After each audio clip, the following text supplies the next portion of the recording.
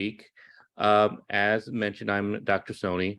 I'm a radiation oncologist in Sarasota, Florida, and I've been treating prostate cancer for over 28, 30 years now. And I'm just going to go over a general talk, and if you have questions, please, ask away, at the end of the meeting, or if there's something that's pressing, please ask. Basically, I'm just going to start off with what is a cancer. In simplest terms, all a cancer is one cell that made a bad copy of itself and continues to make more bad copies. Every time you cough, sneeze, cut your hair, go to the bathroom, you're continuously losing cells, and the body's continuously making new cells, replenish the cells that is lost. And the body has error checking mechanisms to make sure it makes the right cell at the right place at the right time. And all a cancer is one of those tiny cells makes a bad copy, and that bad copy makes more bad copies. People ask, what causes it? Well, a lot of things put you at increased risk. Many people say genetics cause it, but just because you have a gene doesn't guarantee that you will have cancer. And people who don't have the gene get cancer. Hormones, drugs, diet, alcohol, chemotherapy can all increase your risk for having a cancer. Smoking increases your risk. But like I said, not all smokers get cancer, and non-smokers get cancer. Radiation therapy can cure cancer if it's used right, but also radiation therapy can cause cancer. I always tell people that flying, in a high altitude plane exposes you to the same amount of radiation as getting a chest X-ray. And also random chance. If you think about it, remember I said it takes 1 billion cells to make approximately 1 centimeter of tissue. You can't see a cell, you can't feel a cell, no CAT scan, MRI, PET scan detect a single cell. So just imagine how many new cells are being made every single day. It's more amazing that more bad copies don't occur. And like I said, all a cancer is one normal healthy cell makes a bad copy and gets by the error checking mechanisms the body has, such as the immune system. And that bad copy makes more bad copies, and so on and so on. And the difference between a benign tumor versus a malignant tumor is that benign tumors just stay in one place. They're all together. They just push tissue aside, or they fill up ducts, but they're not invading adjacent structures and not going anywhere else. When a cancer cell makes a bad copy, which learns to do something new, such as start invading other structures, having little fingers or tentacles which move out into the adjacent structures, that's when we consider it malignant. Or if one tiny cell starts going someplace else, that's also a malignant tumor. But when one cell goes someplace else, that's also when we consider it to be metastatic. It's gone away from the main tumor. All these tiny cells are so tiny, no scan can detect it. It's very important to treat what you can see as well as what you can't see. Now, there's many different types of treatment for treating cancer. The first knee-jerk reaction is surgery. Surgery is appropriate treatment for cancer, but may not be the best treatment for everyone. If true oncologic or true cancer surgery, you want to take wide margins out, not just to take out what you know about and what you can see, but also to get those little fingers or tentacles, as well as any microscopic cell which has gone even 1 centimeter away. Because if you cut and a tumor has moved a centimeter away, you can have negative margins, but all it takes is one cell for it to come back. So what you want to do is take wide margins, and so you can get all those microscopic disease. Unfortunately, for prostate cancer, you can't do that because You have the bladder on top, the rectum behind, and you have nerves going through the prostate. So when you try to spare the sphincter or try to spare the nerves, you have to leave prostate tissue behind. And when you leave prostate tissue behind, you're potentially leaving prostate cancer behind. By definition, the only structure in the human body which makes PSA is the prostate. If after surgery, your PSA is not 0, they didn't get it all out. And then you would be a high risk for having a recurrence. And that's the standard is to have, it's strongly suggested that you consider radiation therapy. But after surgery, you have 6 to 8 weeks of recovery to heal before you can have any additional therapies. Radiation therapy, this covers a lot of different types of therapy. External, internal, IMRT, IGRT, VMAT, SBRT, brachytherapy, high dose radiation therapy with catheters. There's many different types of radiation therapy. Years ago, people used to use protons as well, and neutron therapy for prostate cancer. And the thing is, there's radiations, there are many different types. You just have to know what you're doing and understand there's, you just have to give the right dose at the right place at the right time. With the type of radiation therapy we use is called DART, Dynamic Adaptive Radiation Therapy. We have, what good is a great plan if you can't deliver it accurately? We're not a bowl of fruit. We're constantly moving. We're breathing, the prostate moves, the bowel moves. If something moves, you could miss what you want to treat and treat what you want to miss, which can cause some side effects. Also, there's different schedules, treating it over a longer period of time and treating it in a short period of time. Sometimes, I hate to admit it, some people do sound like used car salesmen. I can do it in 8 weeks. I can do it in 4 weeks. I can do it in 2 days. I can do it in 1 day. The thing is, cancer can be treated in 1 day, but the faster you hit it, the larger the daily dose you give, the more collateral damage you potentially can get, because it kills good cells as well as bad cells if you give it in larger fractions. So the risks are higher. The way we do it, we like to do it in stages and over a longer period of time. Dr. Dertoli and I have treated prostate cancer using many different regimes and looked at hypofractionated, meaning fewer fractions, many, many years ago. Now we're just, people are looking at the older techniques using newer equipment, but radiation's radiation. You can look at the radiation biological equivalent dose and alpha beta ratios, not to get too technical, to equate some of the different types of radiation and the types of fractionation. The other type of therapy is hormonal therapy. Hormonal therapy manipulates, your hormones, like it says, like its namesake. But the problem with hormonal therapy is it comes along with a lot of side effects. Not just hot flashes. Long-term hormone therapy can cause other issues, liver issues, bone loss, cardiovascular issues, muscle atrophy.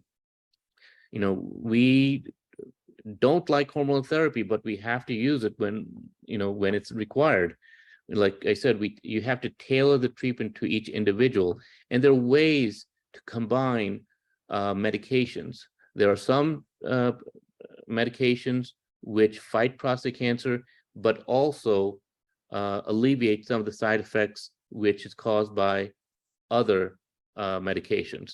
So we have to balance and know what we're giving. So we don't want to put you on hormones indefinitely unless we absolutely have to. Chemotherapy has been used for prostate cancer. Chemotherapy doesn't have the same track record or same efficacy as some of the other therapies I've mentioned.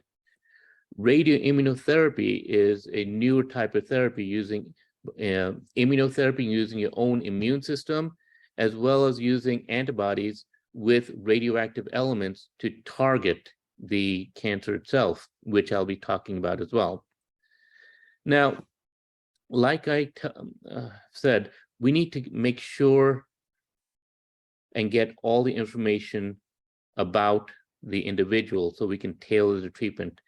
It's what I tell people is treating cancer is an urgency. It's not an emergency. You can't do a knee-jerk reaction and go down one path, and then when you get more information, stop, back up, and go down another path.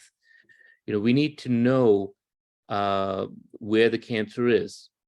And before we had imaging, we had statistics, and based on a lot of studies, they came up with the Parton table as well as the Roche formula, which looked at how the PSA as well as the Gleason score, and also the tumor, how many cores were positive and where. Was it the cancer full of cancer, the prostate full of cancer, or was just one needle positive for cancer? For example, if you have a PSA of 2.5 and a Gleason score of 6, you have a 90% chance of having organ-confined disease, meaning disease limited to the prostate. If your PSA is above 10 and you have a high Gleason score and every core is positive, you have less than 10% chance that the tumor is confined to the prostate. The Roche formula also looks at the PSA and the Gleason score, but this tells you what is the risk of having disease beyond the prostate, and it coincides very well with the Parton table as well. Now, nowadays, we have a lot of imaging studies. In addition to the PSA, which is a simple blood test, you know, we have the bone scan. The bone scan doesn't look at the cancer directly. What it does is it looks at the remodeling of the bone. When cancer goes to the bone, it starts some inflammation, some destruction, some sclerosis, which causes the osteoblasts and osteoclasts in the bone to start remodeling the bone. And technetium is injected, which is taken up by these osteoblasts and start deposited, so that you can actually see what's going on in the bone, you know, what activity. So it doesn't show the cancer, it just shows the indirect effects of the cancer. CT scans are great at looking at anatomy. It shows us, can show us lesions, masses, something that wasn't there. But like I said, it takes about 1 billion cells to make 1 centimeter of tissue. So you need something about 1 centimeter in size or larger before you would call it positive on CT scan. For example, you can have a lymph node that's enlarged. Could it be from cancer? Could it be from an infection, or could it be from something else? You know, could be a cyst or a lymphocele.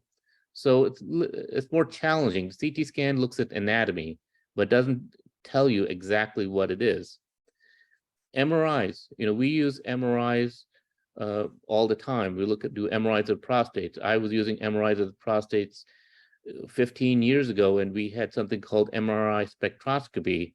You know, back then we even thought about doing dose painting, giving a higher dose to the abnormalities seen on an MRI.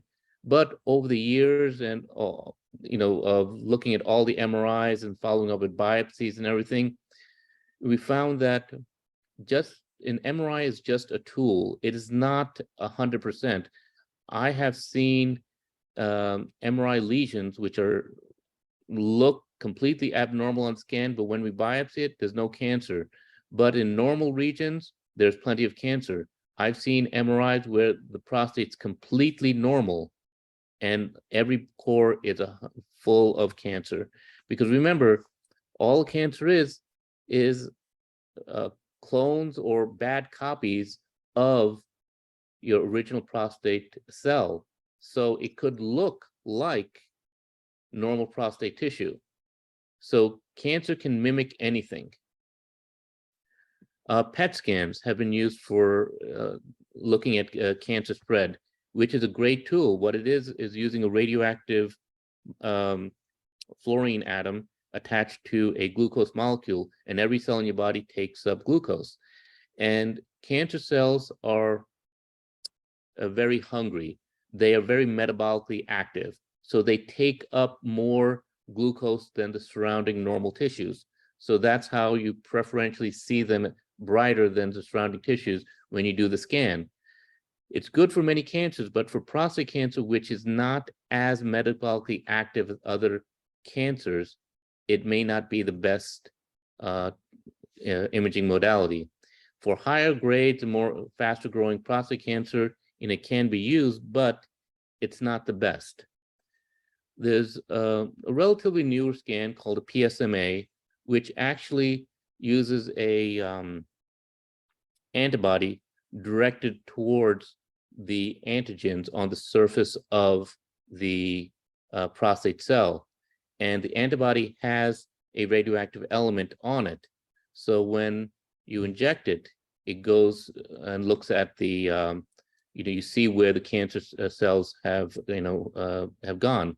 Now, just to talk about PSMA, we all know PSA is a prostate-specific antigen, which is a protein produced by the prostate gland and secreted, and is detected by a blood test.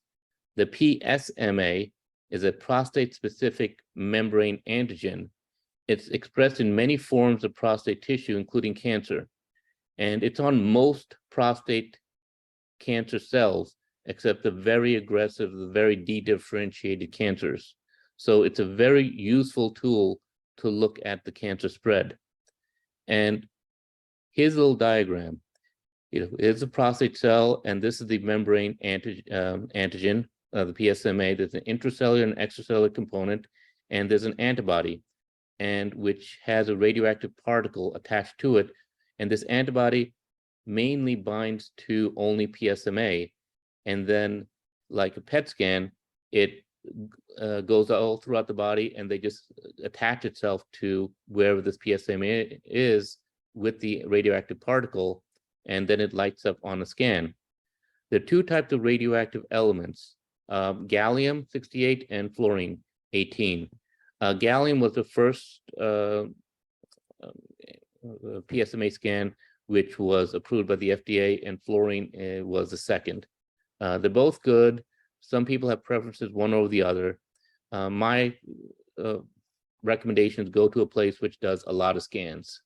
A place which does more usually has better results than people who don't. There's a learning curve, just like with anything. For example, here's an example of a PSMA PET scan. This is a bone scan. The bone scan doesn't light up very much, but in the same individual, the PSMA PET showed a lot of disease. So it's a very good tool. So it shows up like a PET scan where a lot of cancer cells are. But you see this blush here. This may simply be just antibodies or something floating around, or the radioactive element came out, or there might be subclinical or microscopic disease which we just can't see yet. So a positive scan shows cancer. A negative scan just shows that they didn't see macroscopic disease. It doesn't completely rule out negative disease. Some people remember years ago we used to do another type of test called ferriheme, which we loved. It was very accurate and even caught some things that the PSMA didn't. But unfortunately, it's no longer available. Like, every scan has its pros and cons. No one scan is 100%. For recurrence, despite best intentions, cancer can return. It takes approximately 1 billion cells to make 1 centimeter of tissue. You can kill 99.99% of cells, and if one cell's left behind, it can come back. It can come back right away, or it can come back months or years down the line. Like I was saying, the body has immune system, can keep abnormal cells at bay for years, and as we all get older, our immune system goes down, or the cancer makes a mutation which can get by the system and starts growing. Now, that's why it's very important to treat what you can see as well as what you cannot. Nowadays, people are talking about MRI-guided treatment and everything, which we did that years ago. And going back to the radiation biology and cancer biology and everything I've just shown you, what you can see is usually the tip of the iceberg. That's the easy part. The hard part is also treating what you can't see. So that's why a lot of times we have a protocol using combining different modalities of therapy. We do DART therapy to treat the prostate, the seminal vesicles, and then the regional lymph nodes to a microscopic disease. And cancer doesn't like change, so we keep changing how we're treating. Because think about bacteria, with the antibiotics, after a while they build up tolerance. So we give DART radiation therapy, then we do the prostate implant to give a high dose radiation inside the prostate, so we can treat the prostate cancer from inside and sparing the normal tissue. Because remember, with external beam radiation, no matter what type it is, you have to go through good cells to get to the bad cells. So we keep changing how it is. And some of the other techniques we use even when we're doing the DART therapy is, imagine a flashlight. When it's very bright and new batteries, new bulb, it's always brighter closer to the bulb than it is further away. Now imagine if you have 5 flashlights where the batteries are very low. You don't see much in the dark with any one flashlight, but where they all overlap, you have a nice bright area. Another technique is using IMRT, or moving the leaves while the beam is on. So imagine an artist who draws scribbles on 5 panes of glass and you have no idea what she's drawing.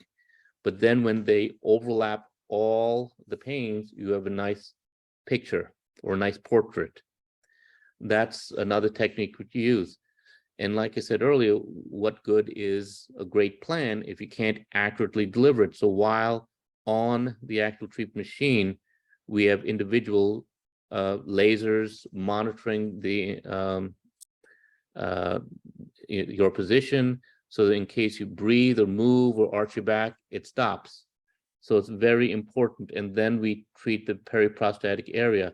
And then on top of that, we add systemic therapy as well, using hormonal therapy, the LHRH agonists, using Casodex or bicalutamide, as well as finasteride, so to treat those microscopic cells which might be someplace else.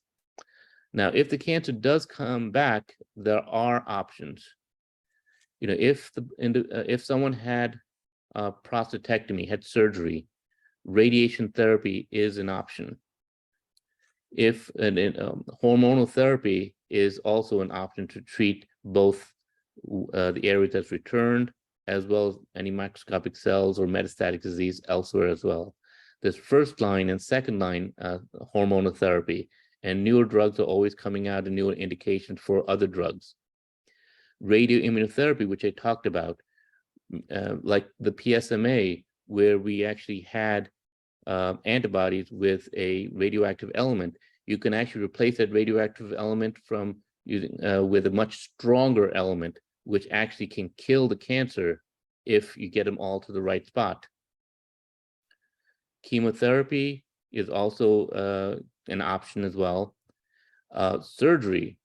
If you've had radiation therapy, you can have surgery. Many people believe if you had radiation, you can never have surgery.